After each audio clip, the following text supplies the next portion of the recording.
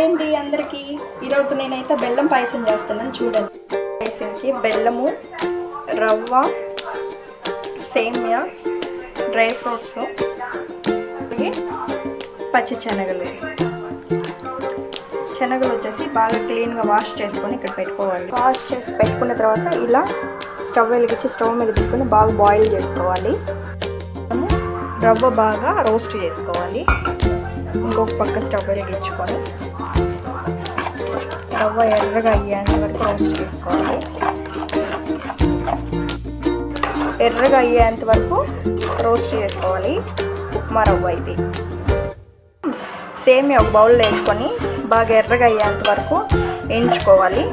ఎర్రగా అయిన తర్వాత తీసి ఒక బౌల్లో పక్కన పెట్టుకోవాలి. శనగపప్పు ఉడకబెట్టుకుంటే స్టవ్ మీద పెట్టుకున్నాం కదా, ఇలా మెత్తగా అయ్యేంత వరకు ఉడికించుకోవాలి. ఉడికించి పక్కన పెట్టుకోవాలి. ఇంకొక బౌల్లో పక్కన నెయ్యి వేసుకొని డ్రై ఫ్రూట్స్తో వేయించుకోవాలి. నెయ్యి బాగా కరిగేంత వరకు ఉంచుకొని తర్వాత డ్రై ఫ్రూట్స్ వేయించుకోవాలి.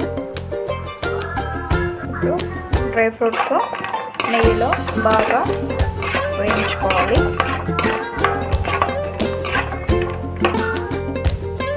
ఇలా ఎర్రగా రోస్ట్ అయ్యేంత వరకు వేయించుకొని తర్వాత ఒక బౌల్లో తీసి పక్కన పెట్టుకోవాలి.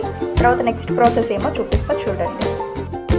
ఇప్పుడైతే శనగపప్పు ఉడకబెట్టి పక్కన పెట్టుకున్నాం కదా, అందులోనే కాచి చల్లార్చిన పాలు పోస్తున్నాను. బెల్లం వేసేస్తున్నాను. చూడండి, బెల్లం వేస్తున్నా.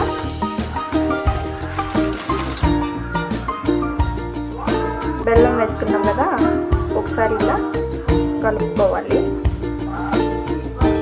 కలిపి ఒక 5 నిమిషాలు అలానే వదిలేయాలి. ఆ తర్వాత సేమియా వేసుకోవాలి.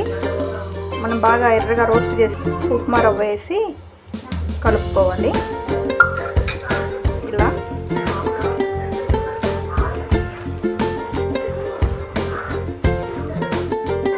సేమియా, ఉప్మా రవ్వ అన్నీ వేసి ఇలా కలుపుకొని తర్వాత డ్రై ఫ్రూట్స్ వేసుకోవాలి.